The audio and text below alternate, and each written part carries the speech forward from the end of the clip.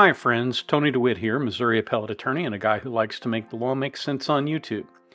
Here's what we're discussing today. Federal Circuit Courts of Appeal issue two kinds of opinions. The first is called a published opinion, and they denote it as being binding precedent, and they put it out there for the rest of the whole world to see and use as a guide to interactions in the law. The second kind of opinion that they put out is called an unpublished disposition, and it is essentially not binding precedent, and the only people who are affected by it are the people who are involved in the case. And they're usually the only people, and they're lawyers, who get a copy of the opinion. And perhaps even more importantly, because they're unpublished, they're not picked up by the bound volumes of the law reporters. In this case, since it's a federal case, it would have been in Fed Third. This is what an unpublished opinion looks like. This is the case of Chantel McCoy versus Correctional Officer Endicott and Correctional Officer Hale. And it's affirmed by an unpublished opinion. And basically what they say is she filed this complaint alleging that she'd been the victim of excessive force under state law. The district court granted the defendant's motion for summary judgment, and she appealed, and we dismissed that because the district court's order was not a final order because McCoy had also brought claims under state law. So thereafter, the defendants filed a motion for summary judgment on McCoy's state law claims. The district court granted it, and McCoy now appeals all three orders. After a careful review of the record, we conclude the district court correctly determined that the surveillance video demonstrates the use of force was objectively reasonable, and the evidence adduced during discovery does not alter this conclusion. So with that, they basically say your claims fail and we're done. And they affirm for the reasons stated in the district court's thorough opinions. We dispense with oral argument because the facts and legal contentions are adequately presented in the briefs before the court, and the argument wouldn't aid in the decisional process. So this is how a large number of prisoner cases are actually taken care of. They are handled in this way in large measure because there are just so many of them, and usually they're pro se. Usually they are not briefed according to the rules of law, and it's very easy for the judges to take one look at it, hold them to the standard of an attorney, and say, sorry, you didn't make the grade. And that's essentially what happened here. But every now and again, you'll get a published opinion from one of the circuit courts of appeal that is worth taking note of. And today we have one of those opinions from the Fourth Circuit. And this is about a teacher at a Catholic high school who was gay and who was dismissed because he had made plans to marry his same-sex partner. So let's take a look at the opinion. So Lonnie Billiard was the plaintiff in this case, and he sued under Title VII for sex discrimination. He sued the Charlotte Catholic High School and the Mecklenburg area Catholic schools and the Roman Catholic Diocese of Charlotte. Now, these are the appellants. They are the people who are appealing. So Billiard won the district court. These folks are appealing. And look who they are supported by. All these Christian educational ministries, the Church of Jesus Christ of Latter-day Saints, Cross Catholic Outreach, Tyndale House, Evangelical Alliance Mission, all of these are essentially supporting the Catholic school in its appeal. And then just because the Catholic folks have a lot of amicus support doesn't mean that our plaintiff here is without them.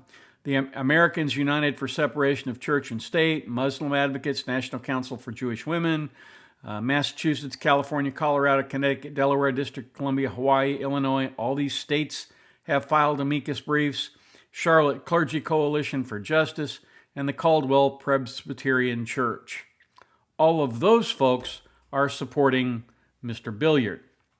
So this presents a really interesting case. It's reversed by published opinion. Judge Harris wrote the majority opinion, in which Judge Niemeyer joined. Judge King wrote an opinion dissenting in part and concurring in the judgment. So, in essence, Judge King here is saying, I agree that the case should end the way it's ended, but I'm going to disagree about some of the law in here. So all these people were involved, and all these people had briefs, and so they're all recognized in the front part of the opinion. So this is from Judge Harris. Billiard, a longtime teacher of English and drama at the Charlotte Catholic High School, sued for sex discrimination under Title VII after CCHS fired him for his plans to marry his same-sex partner. The parties each filed summary judgment motions, and CCHS raised several affirmative defenses, both statutory and constitutional. The district court denied CCHS' motion and granted Billiard's. We concluded that because Billiard played a vital role as a messenger of CCHS's faith, he falls under the ministerial exception to Title VII. Accordingly, we reversed the district court's order with instructions to enter judgment for CCHS. Now, before we go any further in the opinion, let's take a look at what this ministerial exception is. This is from the EEOC's website. The Supreme Court unanimously recognized that the religion clauses of the First Amendment foreclose certain employment discrimination claims brought against religious organizations. The court held that the First Amendment safeguards the right of a religious organization, free from interference from civil authorities, to select those who will personify its beliefs, shape its own faith and mission, or minister to the faithful. The rule is known as the ministerial exception, apparently because the individuals involved in pioneering cases were initially described as ministers. But as discussed below, the exception is not limited to ministers or members of the clergy. The rule provides an affirmative defense to an otherwise cognizable claim, not a jurisdictional bar. The exception applies to discrimination claims involving selection, supervision, and removal against a religious institution by employees who play certain key roles. The constitutional foundation of the court's holding in the Hosanna case was the general principle of church autonomy. And down here it says a religious institution, for purposes of the exception, is one whose mission is marked by clear or obvious religious characteristics. Like Title VII's religious organization exemption, courts have applied the ministerial exception to religious employers beyond churches and other houses of worship. So, there is a case law doctrine that says if you represent the church, you have to play by the rules the church sets, in essence. So essentially, the Fourth Circuit here took away this person's win under the Title VII, under the Civil Rights Act, for sex discrimination on the basis of this exception. Let's see exactly what they mean and why they might have done this. CCHS operates the Mecklenburg Area Catholic High School System, a group of 9 schools in and around Charlotte, North Carolina. The diocese sees its schools as an integral part of its religious mission to spread the gospel of Jesus Christ. Indeed, canon law requires Catholic bishops to establish Catholic schools. Although CCHS offers separate secular and religious classes, religion infuses daily life at the school. And having gone to Catholic school as a young boy in the city of Sedalia, Missouri, I can attest to the fact that indeed it does infuse daily life. We would get to school at 7 o'clock in the morning, and the first thing we did was go across the street and have Catholic Mass at 8 o'clock.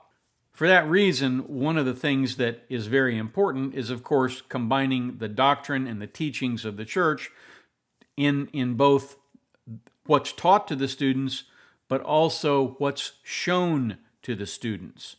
So, CCHS's mission statement describes the school as an educational community centered in the Catholic faith, which teaches individuals to serve as Christians in our changing world. CCHS expects its teachers to begin each class with a short prayer led either by a teacher or the students, though it does not dictate the content of the prayer.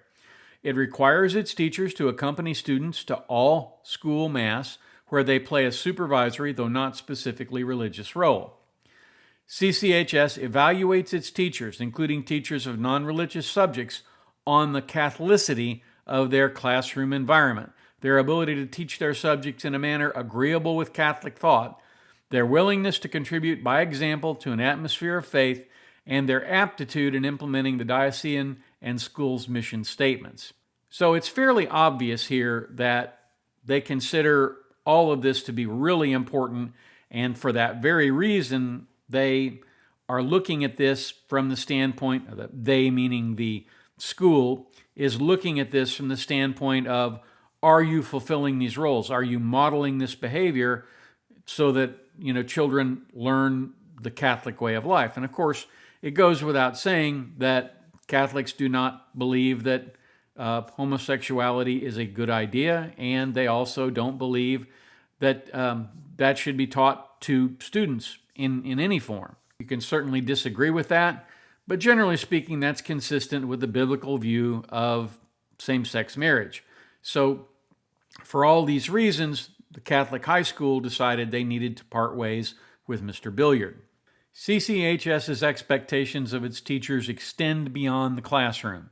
It does not require all of its employees to be Catholic, but Catholic or not, it requires its employees to conform to Catholic teachings, and it prohibits employees from engaging in or advocating for conduct contrary to the moral tenets of the faith, including Catholic Church's rejection of same-sex marriage. So Billiard worked as a substitute teacher in the spring of 2001. He transitioned to full-time the following year and returned to substitute in 2012. As an English and drama teacher, Billiard did not have a responsibility to educate his students explicitly in the Catholic faith. Indeed, when students asked questions about the Catholic doctrine, he would, as CCHS preferred, direct them to religious authorities. Here's the thing. Billiard is also gay. He met his now husband in 2000, and in 2014, shortly after same-sex marriage was legalized in North Carolina, he posted on Facebook that he and his partner were engaged to be married. When the school learned of his engagement, it opted not to invite him back as a teacher. Billiard's plans to marry a same-sex partner violated the diocese policy and is contrary to the moral teachings. CCHS stipulated it would not defend against Billiard's claim under the First Amendment's ministerial exception. That exception permits religious institutions, notwithstanding Title VII, to discriminate in their treatment of certain employees with vital religious duties. Following discovery, both parties moved for summary judgment. CCHS first contested Billiard's claim that it had fired him because of his same-sex or sexual orientation, arguing that it fired him only because he engaged in advocacy in favor of a position that is opposed to what the Church teaches about marriage. And in any event, it argued its conduct was protected by 4 affirmative defenses, 2 statutory and 2 constitutional. Because CCHS advances the same defenses before us, we describe them in some detail here. So, first and most prominently, it pressed this Title VII's religious exemption. Title VII bans employment discrimination because of an individual's race, but it exempts certain religious organizations, including, the parties agree, CCHS, from its strictures with respect to employment of individuals of a particular religion.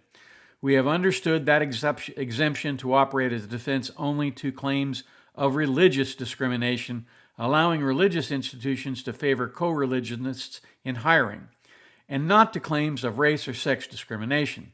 But CCHS argued that if religion motivates an employment decision, even one that also discriminates based on sex, as alleged here, then Title VII no longer applies.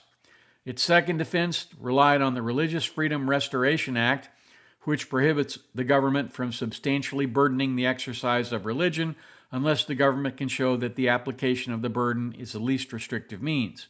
Finally, CCHS touched briefly on 2 First Amendment-based defenses.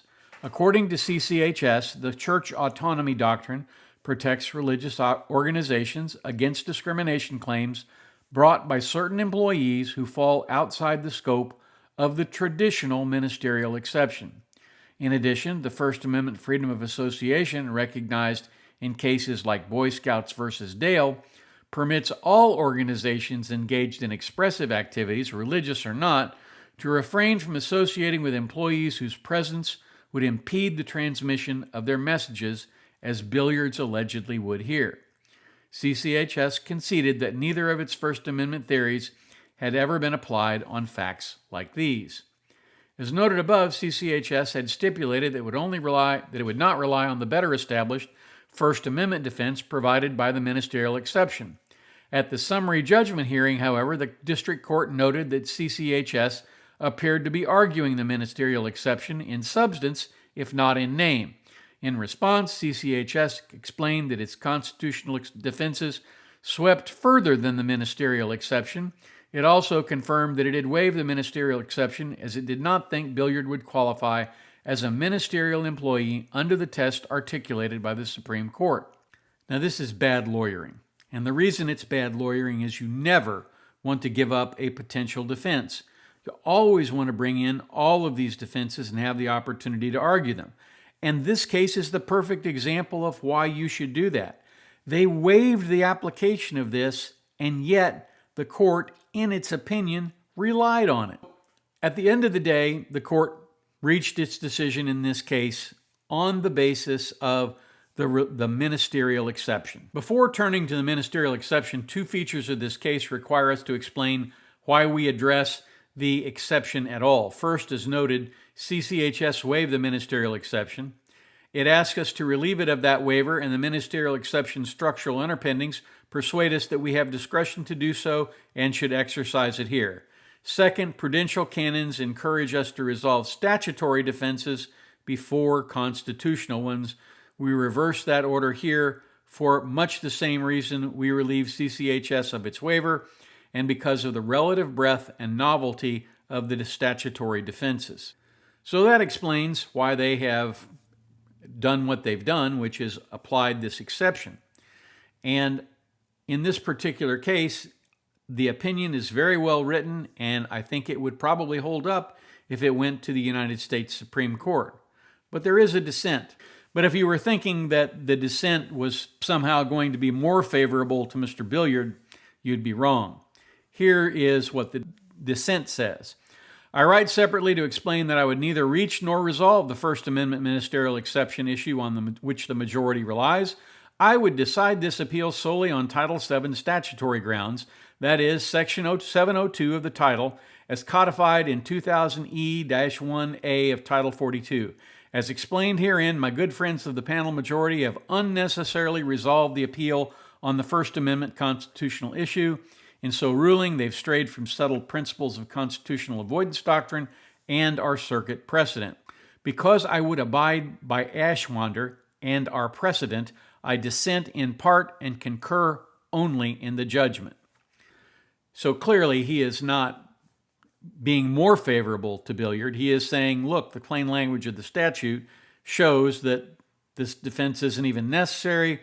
This is a religious school. He's being fired for religious reasons. Where's the beef? I think that's a very solid reason for why this case was properly reversed on appeal. So that's what I have for you today. It's an interesting case. If you would like, you can find it on the Fourth Circuit's website. It is Billiard versus Charlotte Catholic High Schools. It is number 22-1440 on the Fourth Circuit. You can find it under the published opinions on the website. And with that, that's what I have for you today. Thank you so much for watching. If you have any questions, leave them in the comments down below. I'd love it if you'd like the video and leave me some comments. That does tell the algorithm this is interesting and good stuff. Thank you so much for being here. And as always, do a kindness for someone today. Then come catch me down here at the beach again tomorrow.